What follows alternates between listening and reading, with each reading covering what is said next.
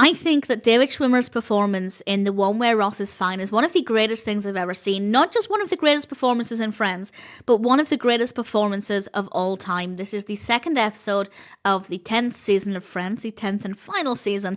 It's directed by Ben Weiss, and as always, there will be spoilers from now as I go through the episode and share some thoughts. And there are two main parts to the narrative. So I will talk about Monica and Chandler first of all, and then I'll talk about Ross, Rachel, and Joey. And Monica and Chandler are still thinking about adopting, and they're in Central Park, and Frank Jr. comes in with the triplets. And Chandler happens to remark, "There's a hair in my coffee," which is something that I have to say quite frequently. Whenever there's a hair in my coffee, I say it a la Chandler.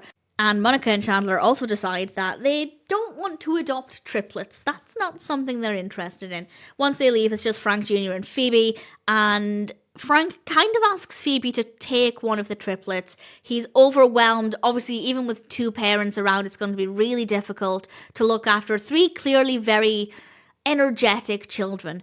And what I love about this is Phoebe doesn't say yes, of course, but she kind of says, well, which one? Which one would you give up?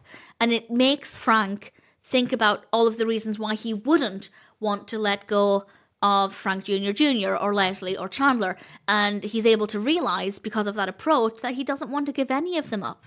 But Phoebe does agree, and I love this. She agrees to watch the triplets every now and then and give Frank and Alice some time alone. And I think that's a really beautiful thing. And I imagine that's a great opportunity for Phoebe to bond with the babies that she grew for 9 months. So I thought that was a really nice thing for Phoebe to do. And it's probably going to be a nice thing for Phoebe. Probably stressful, but also nice.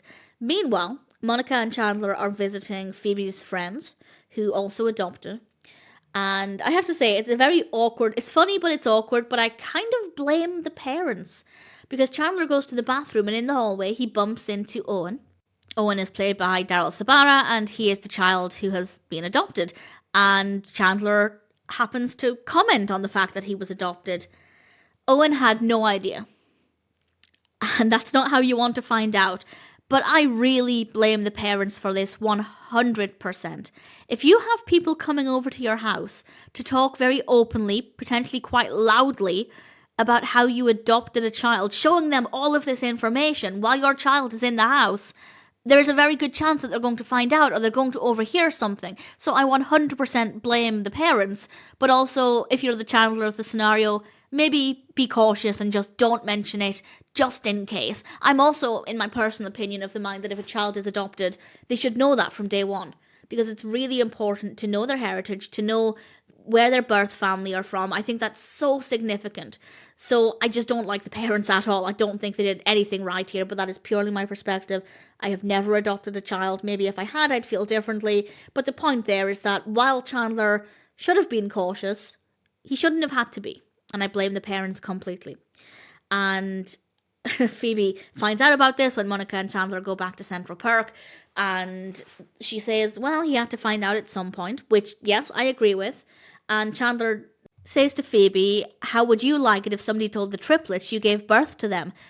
Their faces. Phoebe is looking after the triplets in that moment, and the way they turn and look, and I feel like, yeah, that's a difficult situation to be in, because being adopted, I feel like it's something that they should know, that the birth mother should be a topic of conversation at times. But how do you ever say, oh, by the way, your aunt actually gave birth to you? I'm not really sure how that one would come up in conversation. And Chandler just responds by saying, I'm going to go tell Emma she was an accident. Thankfully, Emma's a bit too young to fully comprehend that one. So not a great day for Chandler. I think there are some strong takeaways there, particularly if, like me, you feel very strongly about a child's right to know where they come from. But ultimately, it's a fun part of the episode. Then we come to Ross, Rachel, Joey, and also Charlie. At the beginning, we pick up where we left off with Ross walking in on Joey and Rachel kissing. And Joey is saying all of the right things. I really think everything Joey said was the right thing in the right tone. Rachel's kind of freaking out a bit. Ross is not saying anything. And then he gets a bit animated and he says, do you know what we should do? To which Rachel responds, calm ourselves. Which I thought was a fantastic response. And he ends up inviting them to dinner. And he's going to make fajitas.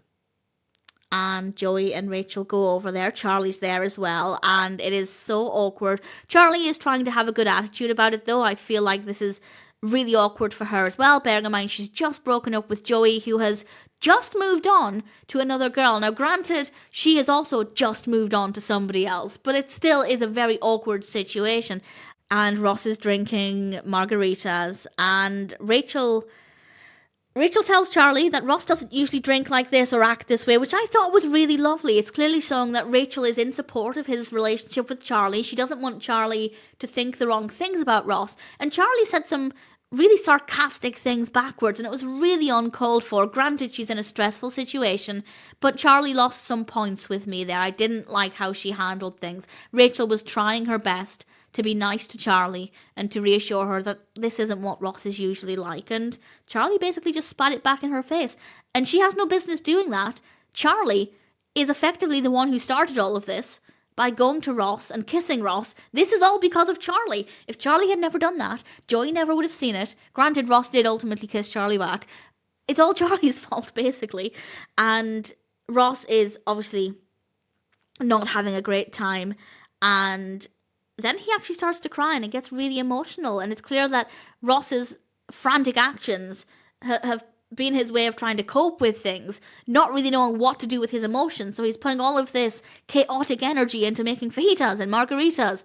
Charlie ends up leaving. She has things to do in the morning. It's not like she was, well, I believed her. I believed when she said she had things to do. It's not like she was escaping for the sake of it.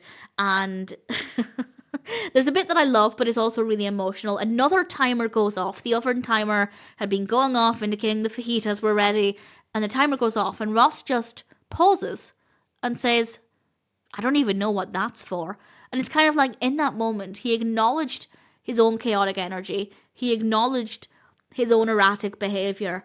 And it's kind of like, in that moment, he stepped outside of himself and observed the situation for what it was. And yes, it was funny, but also kind of emotional as well. And Rachel also leaves, but Joey stays to make sure Ross is okay, which I thought was really sweet. Throughout all of this, Joey has basically done all of the right things. We then cut to the following morning, and Ross and Joey are talking, and great dialogue. It's definitely funny, but it's also very moving and heartfelt. And ultimately, Ross asks Joey what he thinks about Rachel, and he says, I'm crazy about her, which I believe. I believe that from way back when he first revealed these feelings to Rachel. And he asks Joey what Rachel thinks about him. Does she feel the same way? And Joey said, I think so. And I wholeheartedly disagree. At no point did I ever think Rachel had genuine feelings for Joey the way Joey does for Rachel. I think Rachel is lonely. I think she doesn't want to start something up with Ross because that's just dangerous, messy territory. And Joey is safe. He's comfortable. He's warm. He's a friend. He's familiar. It's, in a way, while you could absolutely ruin the relationship, it's also much safer than meeting a stranger and hoping something will develop there. So I don't think she's crazy about Joey. I think she's lonely. She cares for Joey. She finds comfort in Joey. And it kind of makes him an easier option, which sounds crass. I don't think she's using him necessarily. I don't think she's doing it consciously. But no, I don't agree with Joey. I don't think Rachel's crazy about Joey the way he is. Clearly is about her. But credit to Ross for realising that if they both do want to be together, then why should he get in the way? It's not as if he and Rachel have been together recently properly, as he points out.